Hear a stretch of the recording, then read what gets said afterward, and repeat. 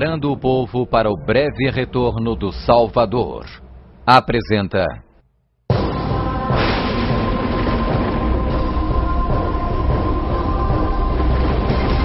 Quem é a besta citada no livro do Apocalipse?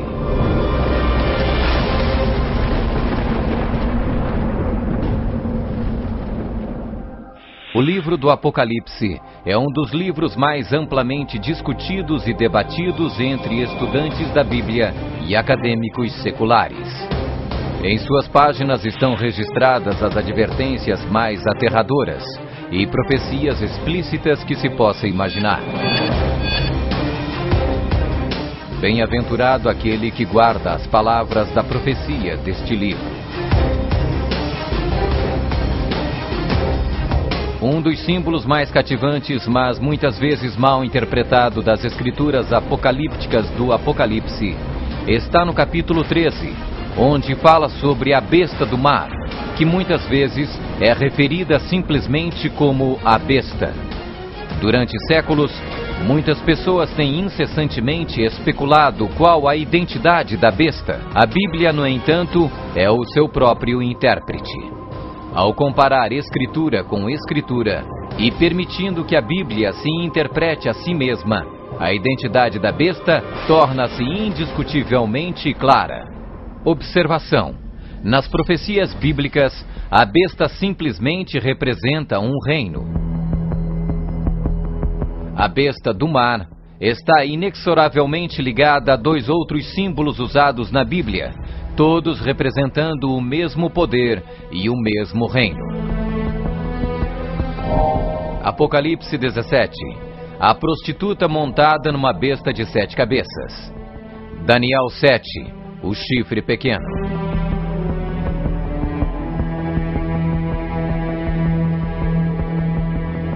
Quando comparamos Escritura com Escritura, a identidade deste poder anticristo torna inevitavelmente óbvio. 15. Características que identificam o poder da besta.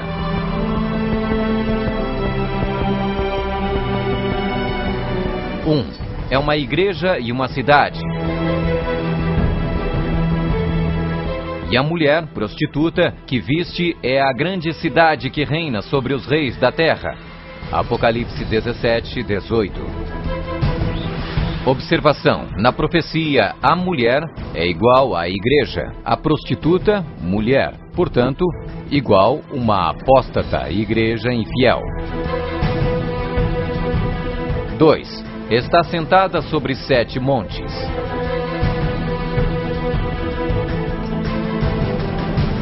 Aqui está a mente que tem sabedoria. As 7 cabeças são 7 montes, sobre os quais se senta a mulher. Apocalipse 17, 9.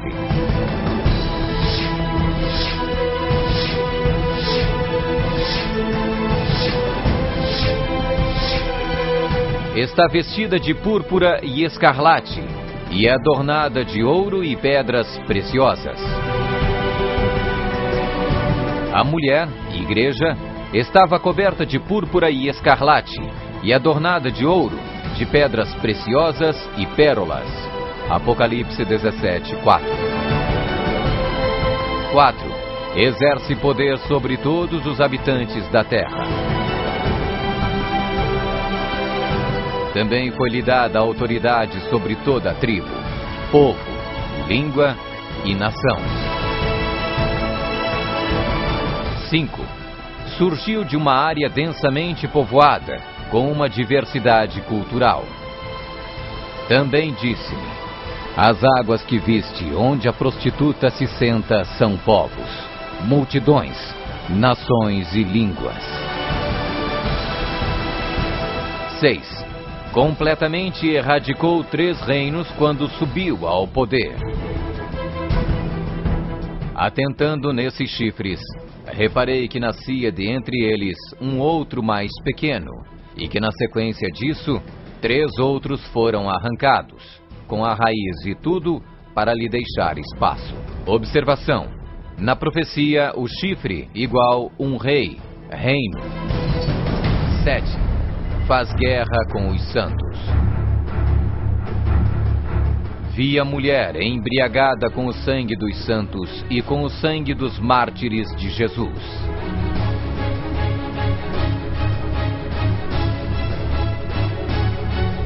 Oito. Tem um único homem que age e fala por todos. Eis que neste chifre havia olhos, como os de homem, e uma boca que falava com grande insolência. 9. O soberano deste reino se levanta contra tudo que se chama Deus. Ninguém de nenhum modo vos engane.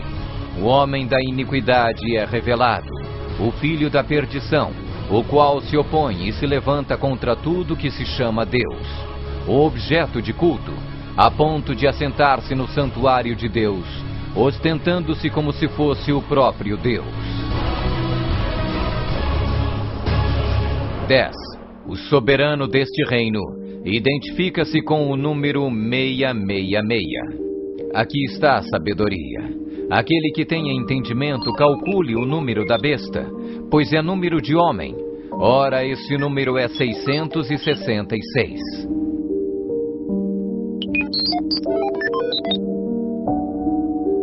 11. Fala arrogâncias e blasfêmias.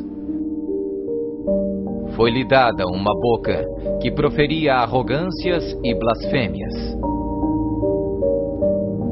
12. Tentou mudar o calendário e a lei de Deus. E cuidará em mudar os tempos e a lei.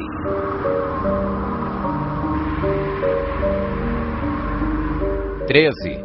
Governou por 1260 anos. E foi-lhe dada a autoridade para agir 42 meses.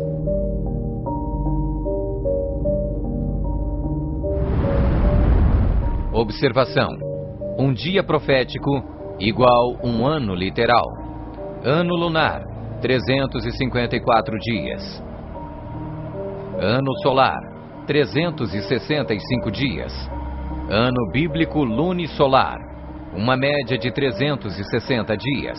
42 meses, igual 3,5 anos, igual 1260 dias. 1260 dias proféticos, igual 1260 anos. 14. Sua autoridade foi destituída por um poder civil e foi tomada em cativeiro. Se alguém leva para cativeiro vai. Se alguém matar à espada, necessário é que seja morto à espada. Observação. A espada aqui indica o poder civil. 15. Foi mortalmente ferida, mas acabará por se recuperar. Então vi uma dessas cabeças como golpeada de morte. Mas essa ferida mortal foi curada, e toda a terra se maravilhou, seguindo a besta.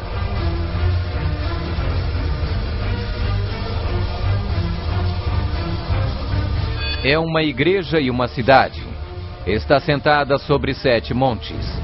Está vestida de púrpura e escarlate, e adornada de ouro e pedras preciosas. Exerce poder sobre todos os habitantes da terra. Surgiu de uma área densamente povoada, com uma diversidade cultural. Completamente erradicou 3 reinos quando subiu ao poder. Faz guerra com os santos. Tem um único homem que age e fala por todos. O soberano deste reino se levanta contra tudo que se chama Deus. O soberano deste reino identifica-se com o número 666. Fala arrogâncias e blasfêmias. Tentou mudar o calendário e a lei de Deus. Governou por 1260 anos. Sua autoridade foi destituída por um poder civil e foi tomada em cativeiro. Foi mortalmente ferida, mas acabará por se recuperar. Somente um poder na história corresponde com todos estes detalhes da descrição profética. A Igreja Católica Romana. Vamos conferir. A Igreja Católica Romana. 1. É uma igreja e uma cidade.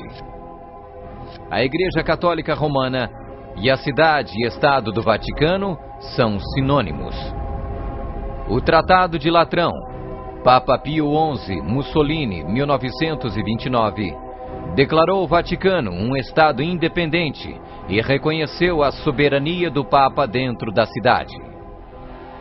Os pactos consistiam de um tratado político que criou a cidade-estado do Vaticano e deu reconhecimento total da soberania à Santa Sé. 2. Está sentada sobre 7 montes. Roma. A cidade das 7 colinas.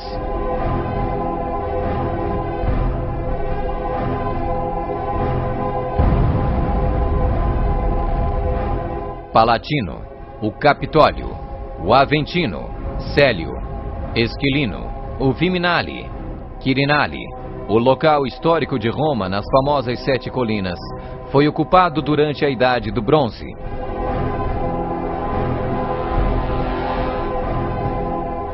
Três. Está vestida de púrpura e escarlate, e adornada de ouro e pedras preciosas. A cor para os bispos e outros prelados é púrpura, para os cardeais é escarlate. A cruz peitoral deve ser feita de ouro e decorada com pedras preciosas. Observação: havia 4 cores determinadas por Deus para serem usadas pelos sumos sacerdotes: ouro, azul, púrpura e carmesim. Disse o Senhor a Moisés: fala aos filhos de Israel e diz-lhes que nos cantos das suas vestes façam borlas pelas suas gerações, e as borlas em cada canto presas por um cordão azul. E as borlas vos serão, para vendo-as, vos lembreis de todos os mandamentos do Senhor, e os cumprais. E não seguirei os desejos do vosso coração, nem os dos vossos olhos, após os quais andais adulterando, para que vos lembreis de todos os meus mandamentos e os cumprais, e santos sereis a vosso Deus. 4. Exerce autoridade sobre todos os habitantes da terra. Nós definimos que a Santa Sé Apostólica e o Pontífice Romano têm a supremacia sobre todo o mundo, sobre o qual não existe autoridade superior. O Papa Gregório se declara como direto herdeiro da comissão ilimitada sobre todas as almas. 5. Surgiu de uma área densamente povoada com uma diversidade cultural. A Igreja-Estado Católica Romana surgiu do meio de 10 tribos, monarquias originais da Europa. Anglo-saxões, Inglaterra; germanos, Alemanha; visigodos, Espanha; francos, França; lombardos, Itália; burgundos, Suíça; suevos, Portugal; érulos; ostrogodos; vândalos.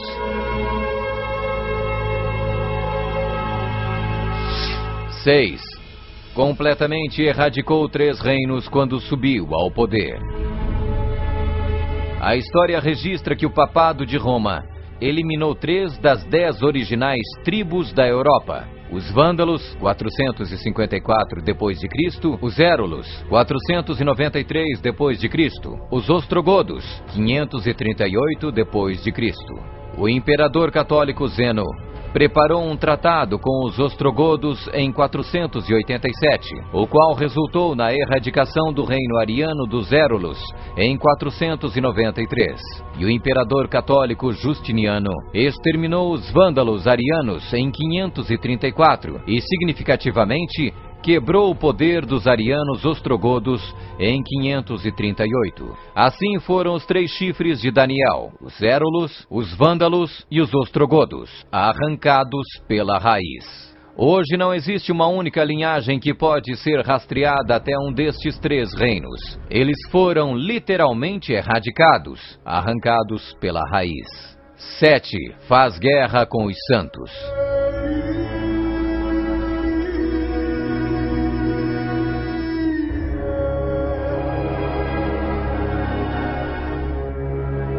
Que a Igreja de Roma derramou mais sangue inocente do que qualquer outra instituição que tenha existido na humanidade não será colocada em dúvida por nenhum protestante que possua bons conhecimentos de história. É impossível formar uma ideia completa do enorme número de vítimas, e é quase certo não existir poder de imaginação capaz de compreender adequadamente seu sofrimento.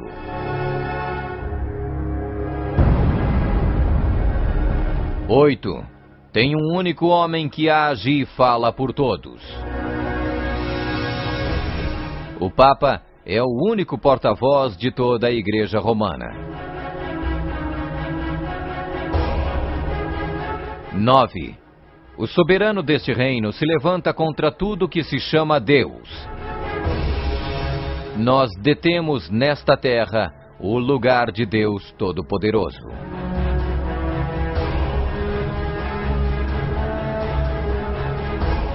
10. O soberano deste reino identifica-se com o número 666. A tríplice coroa do Papa tem a inscrição Vicarius Filii Dei, que em latim significa o vigário do Filho de Deus. O valor numérico do título blasfêmico é 666.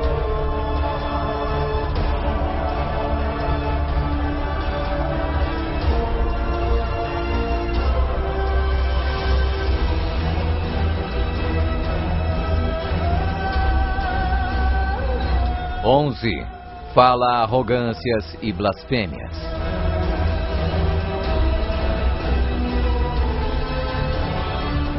A Sagrada Escritura define blasfêmia como 1. Afirmam ser Deus na terra.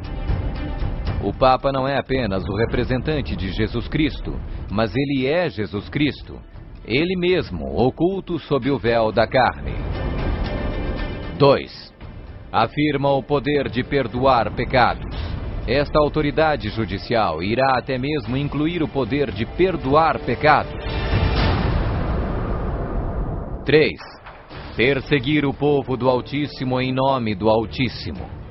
Devemos classificar a Inquisição como uma das manchas mais negras dos registros da humanidade.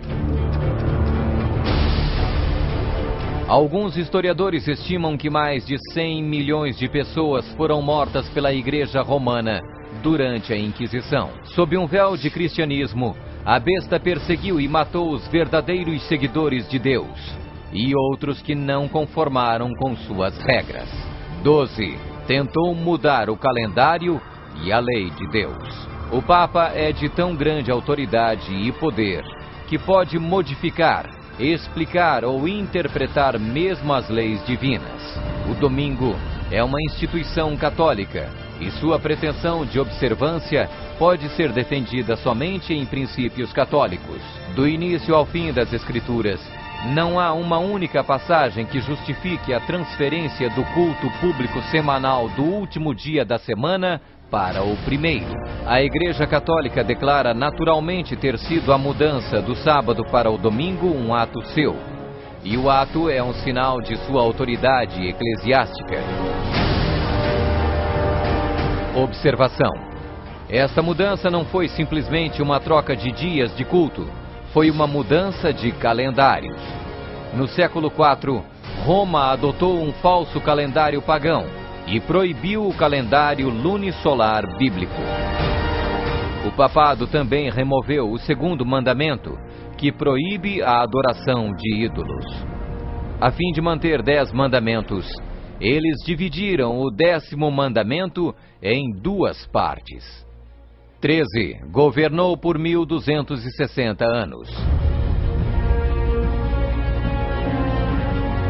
538 d.C., o papado, trabalhando em conjunto com o governo civil, acabou com o poder dos ostrogodos, deixando sua reivindicação de supremacia eclesiástica incontestada. A Igreja Romana poderia e pode exercer sua plena autoridade. 1798 d.C. Em 1798, o general Berthier da França fez a sua entrada em Roma, aboliu o governo papal e estabeleceu um secular. O papado governou durante exatamente 1260 anos, a partir de 538 até 1798. 14. Sua autoridade foi destituída por um poder civil e foi tomada em cativeiro. A suprema humilhação da Igreja veio quando Pio VI foi expulso de Roma pelos exércitos franceses em 1798 e no ano seguinte foi levado cativo por eles e arrastado de volta para a França, onde morreu. 15. Foi mortalmente ferida, mas acabará por se recuperar. O papado foi mortalmente ferido. O general Berthier aboliu o governo papal. A ferida começa a sarar e o papado revive. 1929. Roma foi concedida o soberano estatuto extraterritorial em 1929 pelo Tratado de Latrão e Concordata. Eis que venho sem demora. Bem-aventurado aquele que guarda as palavras da profecia deste livro.